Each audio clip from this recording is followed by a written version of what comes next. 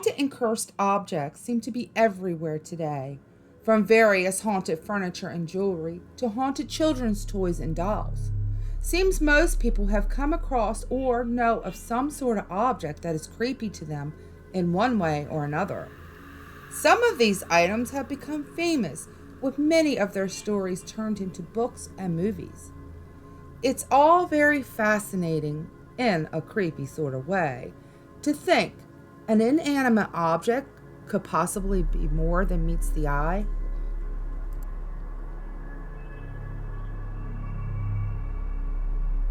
Over 150 years ago in Kentucky, Jacob Cooley, a plantation and slave owner, ordered one of his talented slaves, Hosea, to build a chest for his soon to be born child. Hosea crafted a beautiful chest of drawers, but when Jacob saw it, he was not happy. In a fit of rage, he beat to death Hosea. The other slaves were angry about this and sought revenge. With the help of a local conjure man, the chest of drawers was sprinkled with owl's blood, and a chant was sung that started the death curse of the chest. Even though Jacob was not happy with the chest, he had it put in the nursery anyway, unaware of the curse that was placed on it. Shortly after the birth of his first child, the baby died. The baby's clothes were put in the chest right before its birth. Jacob's brother then inherited the chest and also placed a few pieces of his clothing in it. He was stabbed to death by his personal servant. One of Jacob's sons, John, inherited one of his father's plantations and was living a long time as a bachelor until he met a younger woman, Ellie, whom he married. The couple inherited the chest. Knowing the tragedies that had befallen her husband's family that seemed to be tied to the chest, she put it in the attic. Jacob's youngest daughter, Melinda, eloped with an Irishman named Sean. With nowhere to go, John and Ellie turned over one of their many farms to the young couple to work. Melinda bore many children for Sean and would work from sun up to sundown, but Sean hated the farm life and ran off, leaving Melinda alone to work the farm. To try and cheer her up, Ellie sent over the chest. After all, it sat in the attic for many years and seemed the curse was broken. Melinda put a few of her things as well as Sean's into the drawers. Shortly after, she took to bed exhausted and depressed, dying soon after. Not long after his wife's death, the curse passed to Sean, who was killed when a gangplank from a riverboat hit him on the head. With both Melinda and Sean dead, John Cooley was left to find homes for the orphans, sending many to other family members. The youngest, Evelyn, was adopted by John and Ellie. She grew into a beautiful, intelligent woman and earned her teaching certificate. After starting her career teaching at the local one-room schoolhouse, Evelyn married Malcolm Johnson. As a wedding present, Ellie sent the chest to the couple. The curse remained dormant for years, and Evelyn and Malcolm enjoyed a happy marriage, had 3 children, and even adopted a little girl named Arabella. When Arabella grew up, she married the love of her life. When they went away on their honeymoon, she left her wedding dress with her mother. Evelyn decided to finally put the old chest her mother had given her to use, and gently laid the dress and forgot all about it. A few days later, Arabella's husband died unexpectedly. The curse was no longer dormant. Arabella's child died after the baby's clothes were stored in the chest. The curse also hit Evelyn's son when a scarf and gloves that were given to him as a Christmas gift was stored in the chest. He fell off a train trestle and was killed. All the strange deaths and accidents made Evelyn feel guilty and depressed. She then soon took her life. In the 20th century, Virginia Carey Hudson inherited the chest from her grandmother, Evelyn Johnson. Not believing the curse, she also placed her first baby's clothes in the chest. Soon after, the baby died. Another child's clothes were tucked away into the drawers, and that baby contracted infantile paralysis. Another daughter's wedding dress was stored there, and her husband ran off. A son was stabbed in the hand who had put a few personal items in the chest as well. The curse even got to a family friend who stored his hunting clothes in the chest. He was shot in a hunting accident. Finally, Virginia started to believe the curse. Wanting to put an end to it once and for all, she spoke with a good friend of hers, Annie, an African-American woman who was a Conjure woman. Annie had told her 3 conditions had to be met in order for the curse to be broken. First, Virginia would have to be given a dead owl without asking for it. Second, green leaves from a willow tree had to be boiled from sunup to sundown with the dead owl in sight. Third, the liquid had to be buried in a jug with a handle facing east towards the rising sun below a flowering bush.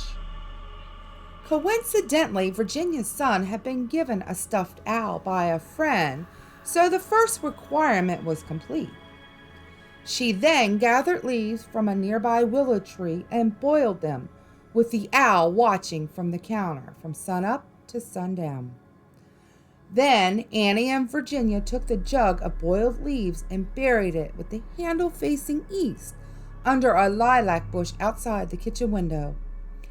Annie said the only way they would know if the curse was broken would be if either Virginia or herself died before the first full days of fall. Annie died early that September. The final owner of the chest was Mrs. Hudson's daughter, Virginia Main. Although skeptical of the curse, she knew the story of the lifting and would never store anything in the chest, which she kept hidden in the attic. Miss Main donated the chest to the Kentucky Historical Museum in 1976. According to the museum, the chest is still in storage in the vault, awaiting a time it fits into a new exhibit. Supposedly, the curse had been lifted. Or has it? Tucked inside the top chest drawer is an envelope with a cluster of owl feathers inside.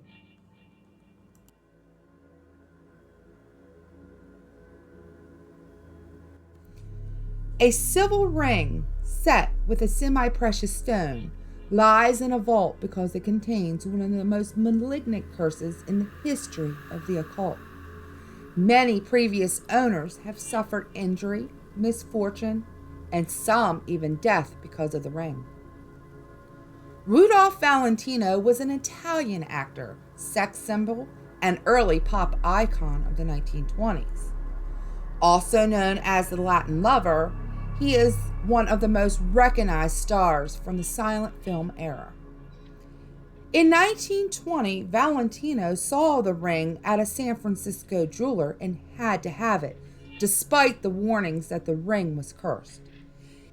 He bought the ring anyway and wore it in his next film, The Young Rajah, which ended up being the biggest flop of his career. Valentino stopped wearing the ring for several years, but decided to wear it again as a prop in the film The Son of Sheik. 3 weeks later, after filming, he was on vacation in New York, still wearing the ring. He suffered an acute attack of appendicitis and died 2 weeks later. Paula Negra, a famous female movie star, was asked to pick a memento from Valentino's possessions and chose the ring. Almost immediately, she started suffering a long period of bad health, which ended her career. A year later, she met Russ Colombo, an actor who strongly resembled Valentino. Paula gave him the ring, saying, "From one Valentino to another." Within a few days, Russ was killed in a freak shooting accident, and the ring was once again passed on, this time to Russ's best friend, Joe Casino. Casino decided not to take any chances with the ring and kept it in a glass case in memory of his dead friend. As time passed, Casino forgot about the ring's supposed curse and put it on. A week later, he was hit by a truck and killed. By now, news of the curse was everywhere. When Del Casino, Joe's cousin, inherited the ring, he was asked what he was going to do with it. He said he didn't believe in the curse or whatever it was. Del wore the ring for a while with nothing unusual happening to him. He then lent it to a collector of Valentino relics who also had no ill effects from the ring. Many people started to believe that the last of the curse had come to an end, which seemed to trigger a new wave of violence. One night after the return of the ring, Del's house was robbed. The police saw the robber, James Willis, fleeing the scene and shot a warning shot, but the bullet went too low and killed Willis, who was found to have the Valentino ring on him. Producer Ed Small then decided to make a film about Valentino's life. A former ice skating star, Jack Dunn, strongly resembled Valentino and was asked to film test for the part. He dressed in Valentino's clothes, including the ring, for the test. Dunn was only 21 years old at the time, but died 10 years later from a rare blood disease. After that, the ring was kept out of sight in the LA bank, never to be worn again. But even that didn't stop the curse. A year after Dunn's death, the LA bank was robbed in broad daylight, with the robbers getting away with $200,000. During an ambush, 2 of the thieves were caught, and 3 innocent people were injured. The leader of the thieves, Albert Hahn, went to jail for life. During his trial, he remarked, "If I had known what was in the vault apart from money, I'd have picked myself another bank." The ring still remains in the LA Bank Safety Deposit Vault.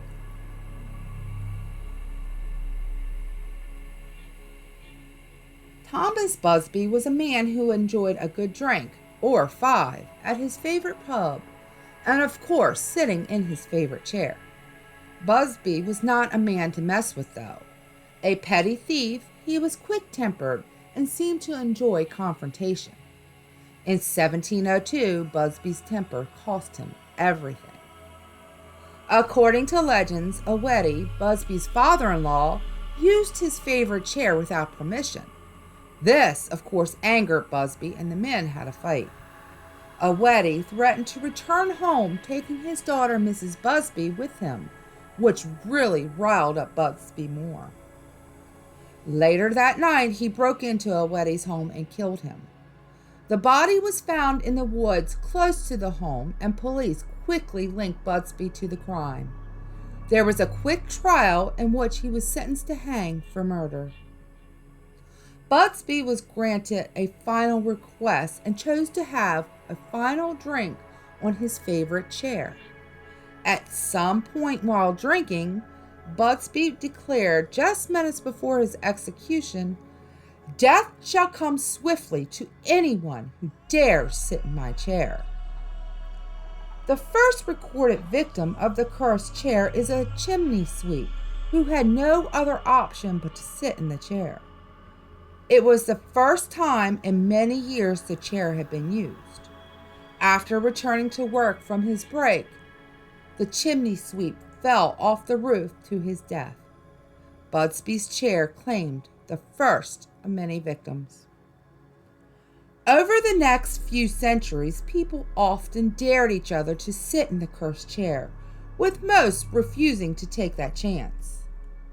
During World War II, several Air Force officers accepted the challenge. All that did never returned from the war. In 1967, 2 RAF pilots accepted the dare. Later, after leaving, their car hit a tree, killing them both. The landlord had enough death linked to the bar, even though it had been pretty good for business by bringing people in from miles around just to see the chair. He finally did put the chair in the basement. Out of sight, out of mind, right?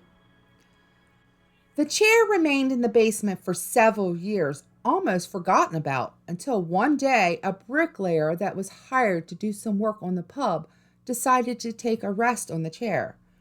Evidently, he didn't know about the cursed chair or didn't believe the stories. After returning to work, the bricklayer fell to his death. Other victims of the cursed chair include a roofer who died when the roof collapsed beneath him, a cleaning woman who suffered an aneurysm when she came across the chair, and a delivery driver who crashed his van within an hour of his encounter. Obviously, the basement wasn't enough to prevent the curse from continuing, so the landlord contacted the Thrift Museum and asked them to take the chair. After careful arrangements and tight security, the chair was transported to the museum where it is still on display, but it is now sitting 6 feet off the floor, impossible for anyone to sit in. Even the staff is not allowed to touch the chair, just in case.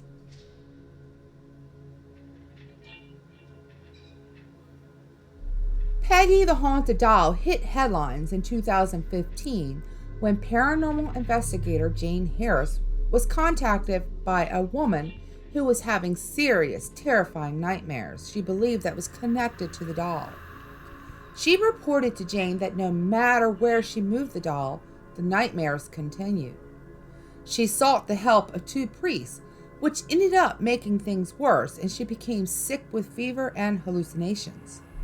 The woman ended up giving Jane the doll. Jane believed there was something definitely strange about Peggy the doll and started making videos of Peggy. The responses from viewers were haunting. People started messaging Jane saying that when they saw pictures and videos of Peggy, it triggered chest pains, nausea, and crippling headaches. Some reported flashing visions of mental institutions and abusive treatments, as well as the overwhelming feelings of anxiety. More than 80 people had claimed to have experienced something strange upon viewing the doll. Some claimed that light bulbs started flickering, computer screens freezing, and the feeling like someone was in the room with them. One woman even claimed to have suffered a heart attack after seeing Peggy. Over a 2-year period while Peggy was in Jane's care, evidence and experience logged include EVPs, photos of mysterious shadows and light anomalies, unexplainable number of animal deaths, EMF readings and fluctuations in direct response to questions, chairs shaking during a seance, many independent witness testimonies, insect infestation while filming, physical scratches, specific messages to individuals through automatic writing, unexplainable smells that appear and disappear quickly, night terrors, disembodied footsteps, extreme temperature changes, and continued reports of health concerns following viewing Peggy in photos or video. After appearing on Zach Bagans' Deadly Possessions, Zach decided he wanted her for his museum. Today, Peggy resides in the museum. She has her own room in a glass-locked box. Guests are given the option of entering the room. If they do, they must comply to a certain protocol. Peggy is separated from guests inside the room by a stanchion. Time inside is short and limited, and guests should greet Peggy with a hello and say goodbye when they leave. Also, Peggy must never be referred to as a thing.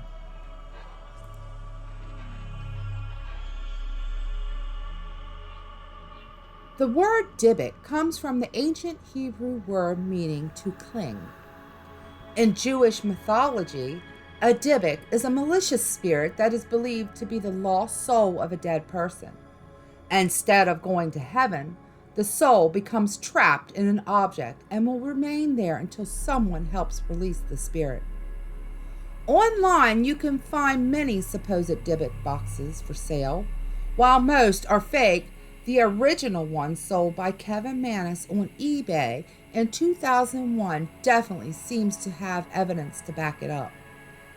Manis who owns a furniture refurbishing shop, bought a cabinet from an estate sale for a woman from Poland who died at the age of 103. He brought it back to his shop and put it in the basement. One day while away, he got a frantic call from one of his salespeople saying someone was in the shop swearing and smashing things. When Manus returned, he found the basement lights broken and the room smelled like cat urine. Needless to say, the employee left and never returned. Kevin decided to start working on the box, but instead of refinishing it, he just cleaned it up and decided to give it to his mother as a birthday gift. When his mother came to the shop to go out to lunch with him, he gave her the gift. Kevin left briefly to take a phone call when an employee came in saying something was not right with his mother. When he returned, he found his mother sitting in a chair expressionless, crying and unresponsive. She was rushed to the hospital where it was found she suffered a stroke and lost the ability to speak for a while. She would use spell boards to communicate with people. When he asked her how she was doing, she spelled out, "No gift." When he said he had given her a gift, she responded, "Hate gift." Kevin then gave the box to his sister, who returned it in a week. He tried giving it to his brother and sister-in-law, who also returned it within 3 days. His brother told him it smelled of jasmine, while his sister-in-law said it smelled like cat urine. He then gave it to his girlfriend, who then asked him to sell it for her. A middle-aged couple bought the box, but 3 days later he found the box sitting in front of the shop with a note saying, "This has bad darkness." Kevin decided to take it home with him, and soon the nightmare started. He was quoted describing his dream saying, "I find myself walking with a friend, usually someone I know well and trust. At some point in the dream, I find myself looking into the eyes of that person that I'm with. It is then that I realize there is something different, something evil looking back at me. At that point in my dream, the person I am with changes into what can only be described as the most gruesome, demonic-looking hag that I've ever seen. The hag then proceeds to beat the living tar out of me. When Kevin would awake from the nightmare, he would be covered with bruises and marks all over his body. When his sister, brother, and sister-in-law came to stay, they all had the same dream. Also, it turned out that while his girlfriend had the box, she too had the same dream. Manus, as well as visitors to his home, began seeing shadow figures there. When he put the box in storage out back, he was soon alerted by a smoke alarm, but when he went to investigate, there was no smoke, only the smell of cat urine, which also permeated the house. When he brought it back into the house and began researching the box, he fell asleep, only to have the nightmare again and woke up at 4:30 a.m. to the feeling of someone breathing down his neck and the smell of jasmine, as well as a shadow figure lurking down the hall. He decided then it was time to sell, and in 2003, a University of Missouri student bought it. After 8 months, when he and his roommate started suffering from insomnia and illness around the box, he put it back up for sale. Jason Haxton heard about the box from a student who was also a roommate of the previous owner, and he bought it. Haxton has claimed to have experienced paranormal activity in the presence of the box, as well as had welts, hives, coughing up blood, and choking. He also claims that while he had the box, he would see strange lights and shadows. Haxton started taking an academic approach to the box and enlisted the help of scientists, paranormalists, Kabbalists, and Wiccans to try to put the box in a more manageable state so he could keep it. For a while, Haxton kept the box in an acacia wood ark lined with 24-karat gold stashed in his den. However, recently he admitted that he ended up having to put it into a military-grade shock-proof container buried somewhere well hidden. Zach Bagans from Ghost Avengers ended up buying the Dybbuk box from Jason, and he added it to his collection of paranormal objects in his haunted museum. Zach will not let the public look at the box, but if you really want to see it, you must sign a waiver that releases Bagans from liability if anything bad happens while viewing the box or immediately after.